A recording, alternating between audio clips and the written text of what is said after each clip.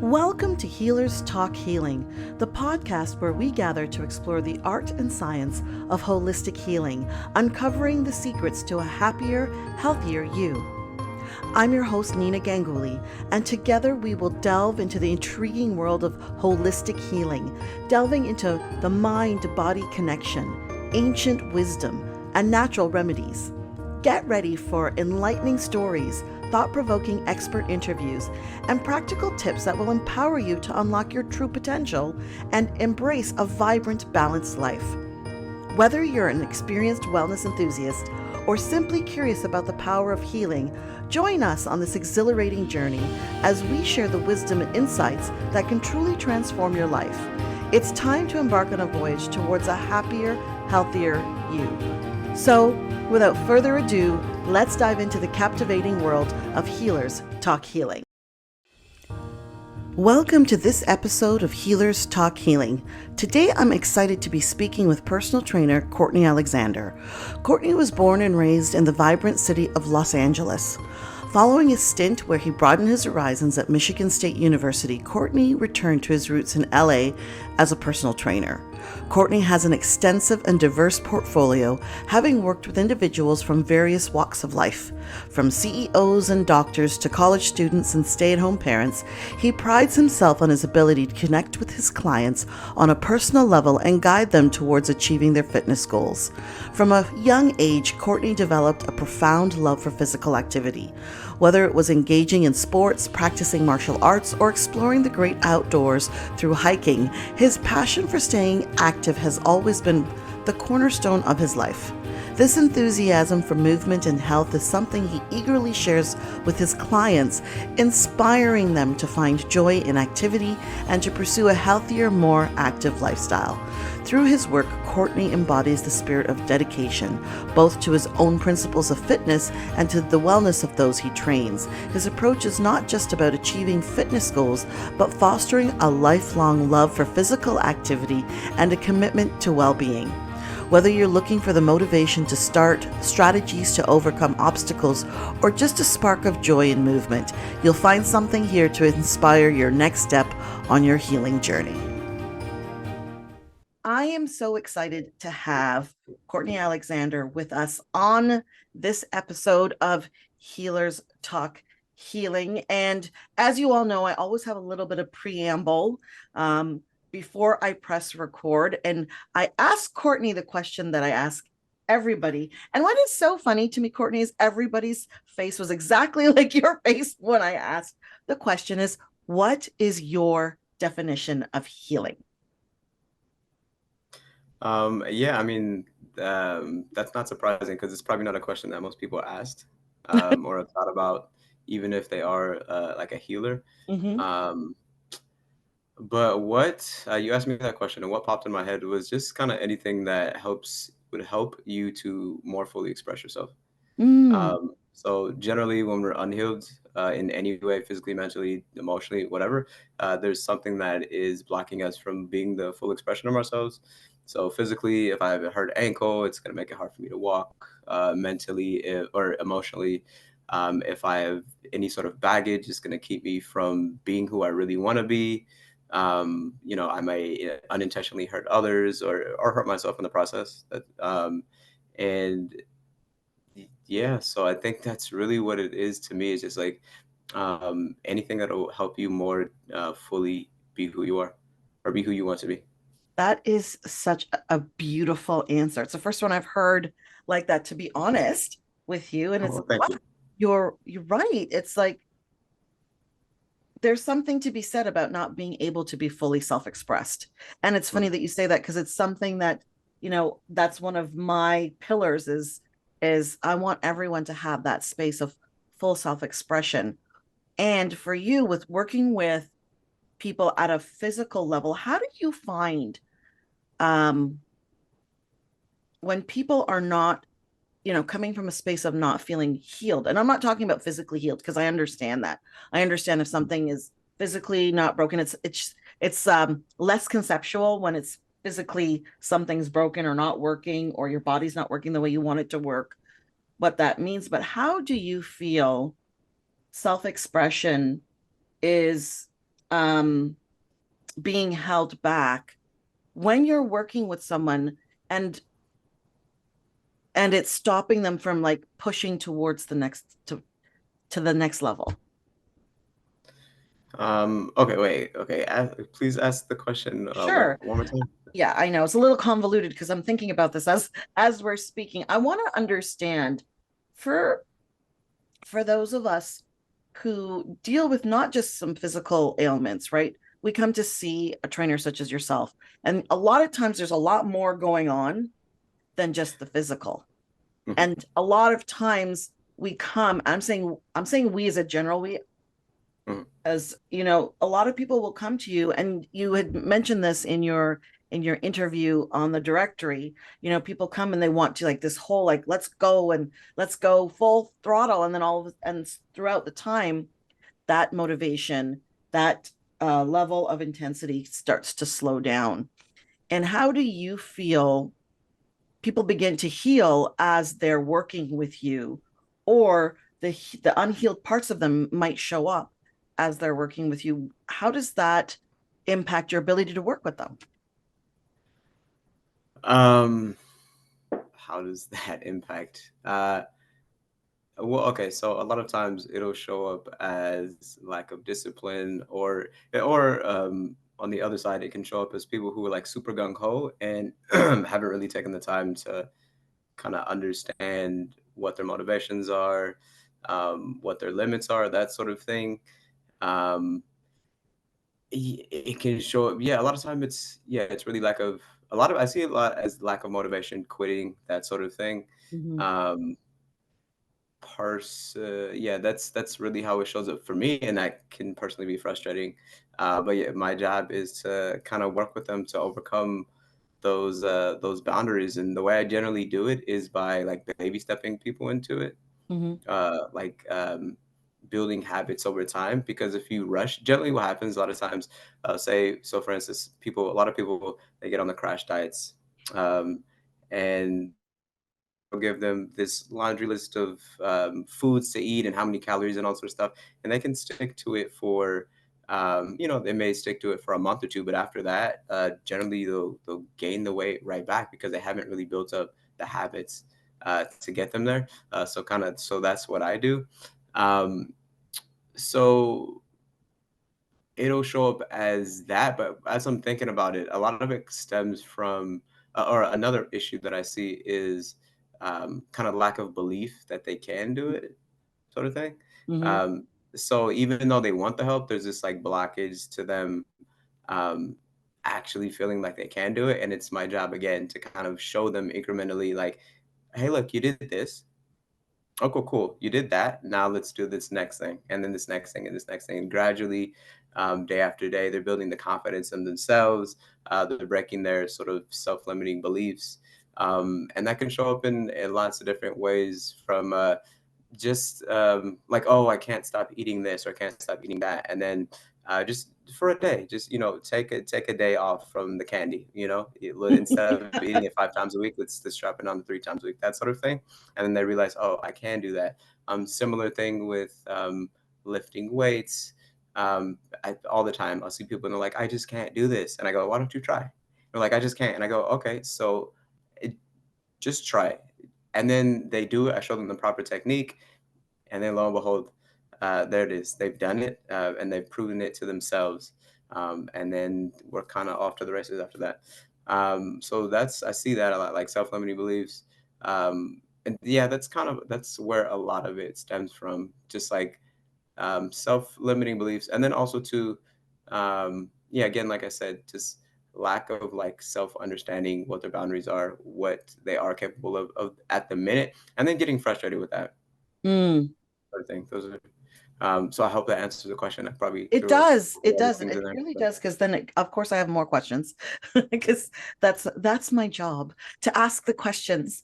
What I heard in what you're saying is something that I think we deal with in all aspects of our life when we're trying something different or something new. So there was two things, which is the belief system that we have about what is possible for us, and then also the habits that we have and the willingness to break habits or take on new habits. So the first question I want to talk about is habits, because it's a big, big, I'm saying big thing, because Mhm. depending on, when somebody comes to you, like, let's just be honest, the older we are, the more, you know, the more we dig into the way things should be, can be, are, versus when we're younger. And habits are habits. But how long have, in your line of work, how long have you, not how long, but have you noticed how long does it generally take for someone to finally say, hey, okay, this is now part of my daily routine.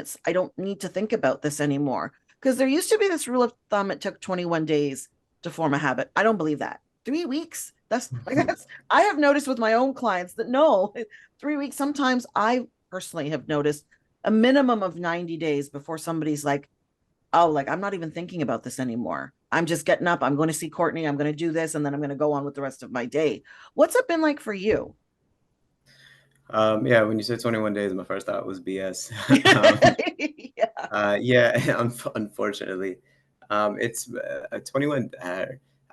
I forgot where that comes from. It probably come from one uh, case study or something like that. But yeah, it'll take generally longer than that. Generally, we're talking about months, sometimes even years, because people have relapses. Mm, So I know a lot of people, they're not going to love to hear that, but I mean that's just kind of the way it is. And the way you make it easy, well, okay. So the thing is, you're trying to make it a part of your identity, so it doesn't feel so much like mm, work. So, for instance, for me, I've been, an athlete or doing in fitness so long that even on days where I don't feel like going to the gym, like I go because now it's a part of me. I'm like the guy that goes to the gym. You know what I mean? And on days, um, even when I don't feel like it, if I've missed it, then it feels weird. mm, And that takes a while. We're looking at months. Um, we're looking at the timeline is months, and um, every it's going to be different for everybody. But yeah, generally, I just say it's going to be a couple months to really ingrain a new habit. And there's always exceptions, but we're mm. talking generalities. I love that you said it becomes part of your identity. Like, people do identify with who they are and how they conduct themselves in life. And when it becomes part of who you are, like, I'm somebody who goes to the gym versus I'm someone who struggles going to the gym, or I'm someone who struggles with nutrition.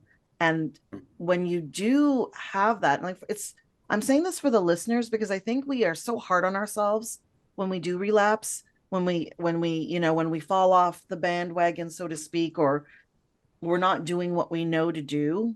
Um, I think to have some grace for ourselves to say, okay, I didn't go today, I'll go tomorrow. Before Mhm. those like didn't goes doesn't happen over like a week or something. But how do you work with your clients when they're in that space, the space of not seeing the results that I want? It's not going as quickly as I'd like it to. I am committed to what's happening. Um, those plateau moments and all of the stuff that's behind it, all of the limiting beliefs, all of the stuff, it comes up in my experience working with clients. Limiting beliefs don't disappear. What happens is you get a hold of them a lot better and you talk to them like, no, no. Yeah, you might not say you might say this today to me, but that's not who I'm going to be today. How do you work with clients in that space of, they've moved from gung ho and now they're like, I can't do this, or I don't want to do this anymore. So for me, what I do is I kind of so I have to both look at so I sit down kind of with the client, or we'll have a meeting, and I generally talk about what's going on, what the results are, what the inputs are, like what they're actually doing, and then I have to look at what I'm doing, or just look at the program to assess and see like if it's something that I need to change, because it can definitely be both. But often what I see is in regards to the client is that either they're not doing whatever I've told them to do, whether that be like the number of days I need them to be on the treadmill, or they're not upping the weight when they're not with me, or they're not working out when they're not with me, or their diet's off. And that's a huge one. It's generally the diet, because that's the hardest thing. Mm-hmm. We all love our food. Um, to, to, Sorry, I forgot that. I got lost in thought. What was the question again? Sorry. The question is, how do you help your clients when they're in that Oh, got space it. of Okay. can't, I don't want to, the whole like Got it. Okay. piece. Cool. Sorry. Okay, yeah. So, like I said, so I'll assess what I'm doing and I'll look at their habits, but also too, like you were saying, they're gonna have to realize that you're gonna fall off the bandwagon and you're not always gonna be perfect. So I keep them motivated by showing them what they have done, the positive things they have done, of reminding them that they've done these things and reminding them that they can do them. That's a really huge part of it. A really big part of the job is just kind of like emotional support. Mm, To be honest, keeping people motivated in that way, and just like um, both supporting them, but also keeping them, holding them accountable for the things that they have signed up to do. So the way I set goals with my clients is generally, I'm not going for some huge, lofty goal in the beginning if I don't think we can hit that. So I talk to them and I go, hey, look, is this something that you feel is doable, right? And then we work from what we both agree they can do. So then when we look back at something, there's some account, so they can, if they're not doing it, then I can go, remember, you said this is totally doable for you, right? And I can go, okay, yeah, you're right. Okay, I can do this. So then they're like, okay, cool, let's do it next time. And I kind of just both hold them accountable, but also um, sh- give them grace and ask themselves to give themselves, or to give themselves the space, to like mm. to be human and to mess up. Um, and then we kind of just move forward from there. And if we need to set new goals, then we do. And if not, then we just get back on the horse. Join the Miracles Directory where healers connect and wellness begins. Join a community of trusted holistic professionals or find your path to healing and peace. Visit themiraclesdirectory.com. Start your journey today. I love that you said that you show them, like literally, this is how far you've come, and also Mhm, remind them of where you want to go. And it sounds exactly like coaching, to be honest. mhm, Like yeah. life coaching, fitness coaching. I think there's a space where we forget very easily how far we've come. I have this Mhm, conversation with, you know, my friends and my contemporaries all the time. We as human beings, we forget who we were 3 months ago, or even a month ago, or even 3 weeks ago, when we start to delve into something new. And I think it's important, um, especially as a fitness coach, because I'm sure it's so challenging to get people to get them into the gym and keep them there, or wherever it is that you're going. Even when you show up, I know you do a lot of in home and that kind of thing, to even have people not cancel on you last minute. I remember when I was working with a trainer, and I swear, like 10 minutes before every session, I'd be like, I think I'm just gonna call her. I don't want to do it. But I will say this, that I got the best results when I worked with a personal trainer. And not only did I want the listeners to get, it's not just about body movement. There's so much more involved. Like you said, there's so much emotional support that needs to be there to have someone break through that space of, I don't think I can do this. Like, here, pile on another couple of pounds. And they're like, no. I don't, no, I don't want to do that. Or dealing with that that space that we get in to, that the headspace that comes in. But have you ever noticed that you have a client and you're working with them, and they start off like not being interested that day particularly, or that session, but by the time mhm. you're done, they're like, I'm so glad you showed up. Yeah, I mean, I think that happens a lot. It happens a lot in my workouts when, like I said, I don't always feel like going to the gym, but after you go to the gym, you get your endorphins, pumping, and you get the blood flowing. Generally, just exercise just kind of makes you feel better, even if it was hard. So we're speaking so specifically about fitness. Yeah, I think that's pretty normal. And then just in general, after you've done the thing that you know that you've signed up to do or you wanted to do, you just feel better about yourself. All right. And one other thing that I kind of forgot to mention as far as like keeping people motivated is that I just remind them of why they're doing it. Mm, Because that's one of the things I always ask is like, why do you want to do this? Right. So kind of going back to your question, like this is something that you wanted to do. So when you're doing the thing that you wanted to do, you're gonna feel better, right? You Yeah. because you wanted to do it. So yeah, it's a I find that happens all the time. And thank you for saying that because it is so important to connect to the why. And when I'm working with clients, I do the same thing. It's connecting to the why and getting to the deeper level of, why is it you are here for anything, for whatever it happens to be. And when we like get back to that place, to like, oh yeah, I said I wanted to do this because I want to live longer, or I want to play with my kids, or I just want to lose weight so that I can move better, whatever it happens to be in the fitness world or any world for that matter. It is so important to be reminded of the why.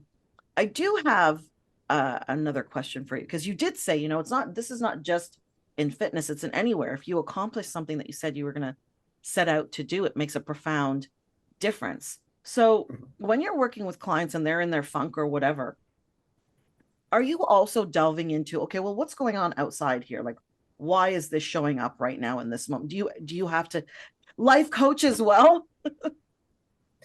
Uh, I'm laughing because definitely. So what I find is that it's like half personal trainer, half therapist.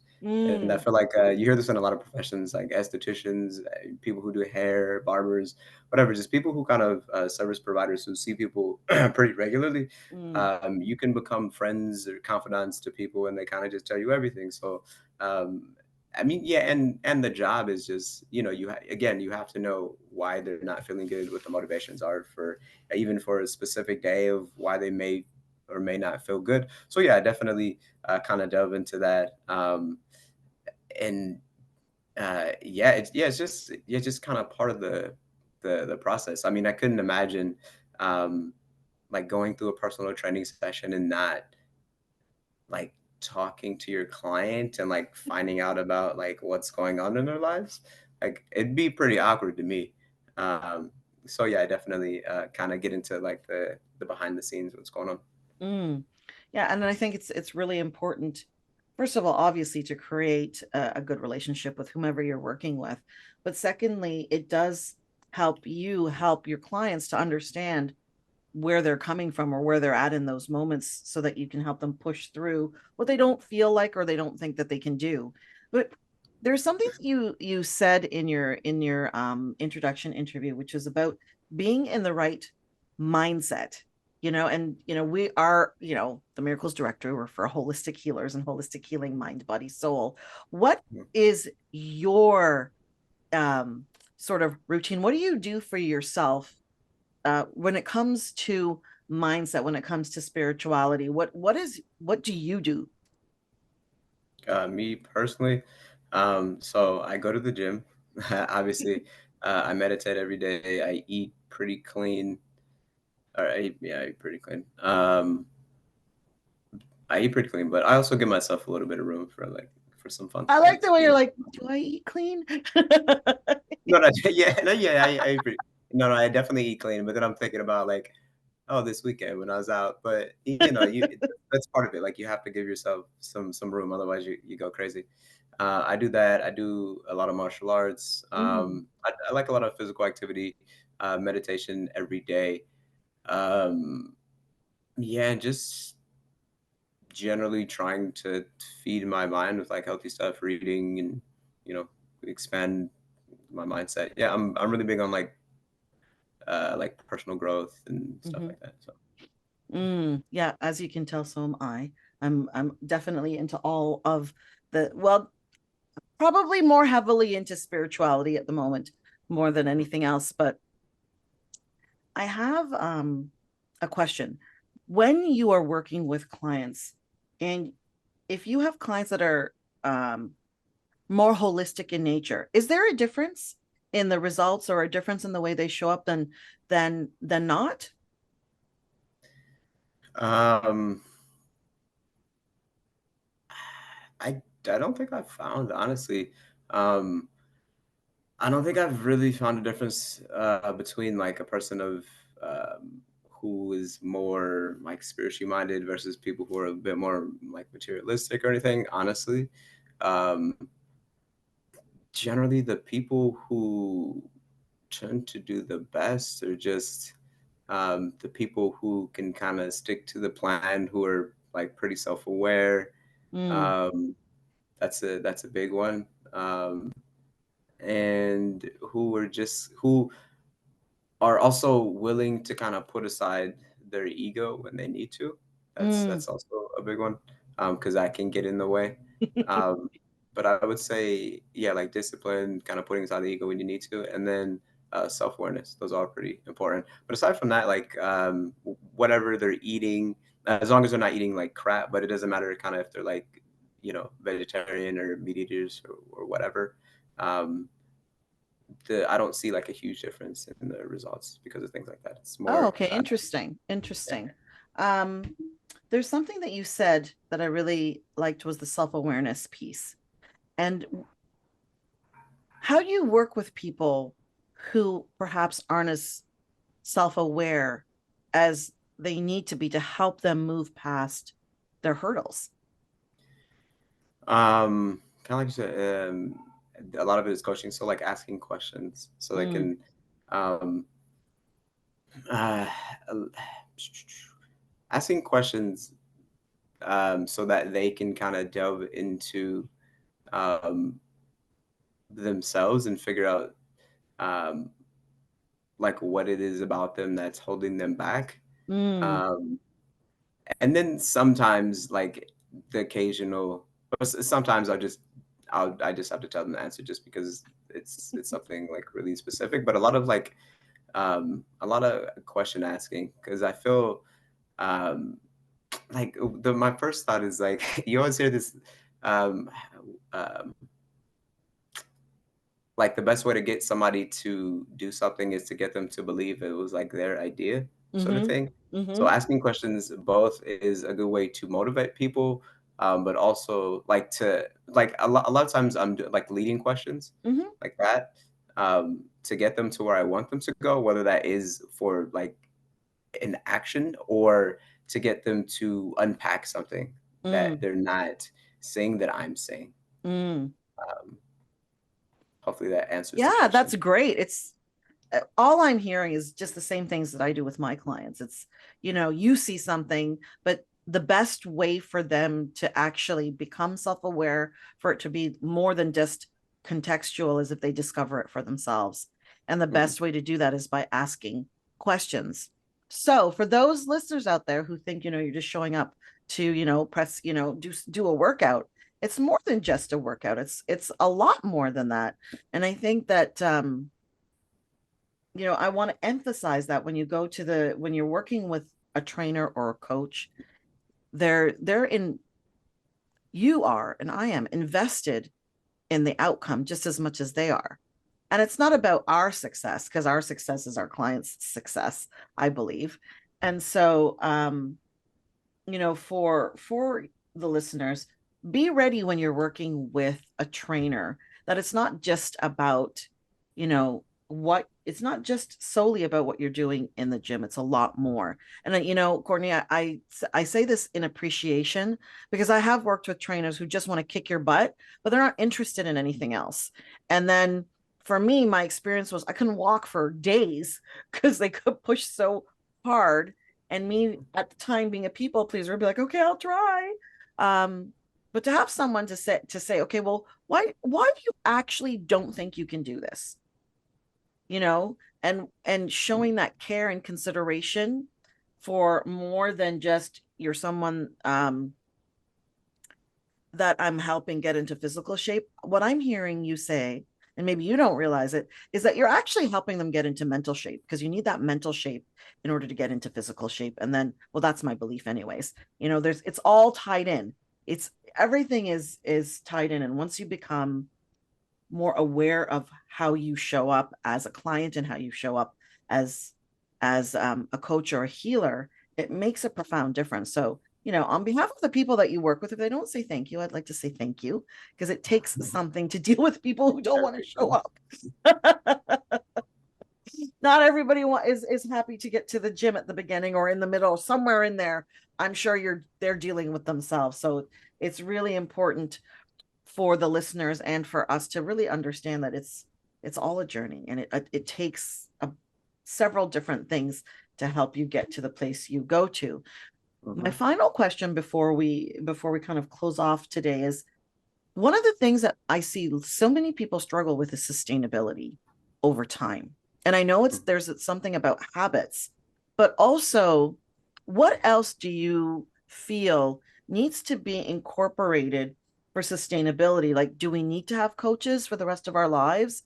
Like, what is your opinion on that? Um, for that, honestly, I think it depends on the person. Um, I think some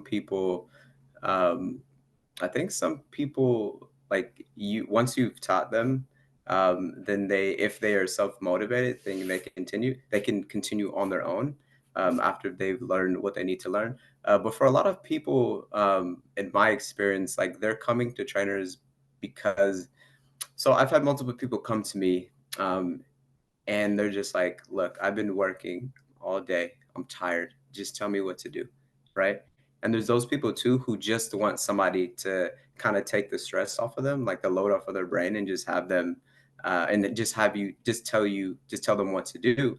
And so I see both. So I think it really just depends on what the person is looking for. But I certainly think there are people who once they've learned kind of what I have to give them, then they can certainly go off and do it themselves. But some people want that and some people don't. Okay, got it. Well, thank you so much for your time today. If people want to get in touch with you, I know they can find you on the Miracles directory, but is there any other place that they can get in touch with you? They can get in touch they can go to my website is thatotherfitguy.com, or they can reach me on Instagram. It's at thatotherfitguy.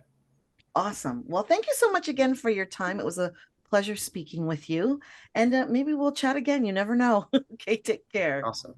Thank you very much. Thank you. Thank you for joining us today on Healers Talk Healing. We hope you've been inspired and empowered on your holistic healing journey. If you've enjoyed today's episode and want to continue learning and growing with us, don't forget to subscribe, follow, rate, and review our podcast. Your feedback and support mean the world to us. Remember, healing is a lifelong journey, and you have the power to transform your life in profound ways. Stay curious, keep exploring, and never stop believing in your own capacity for healing.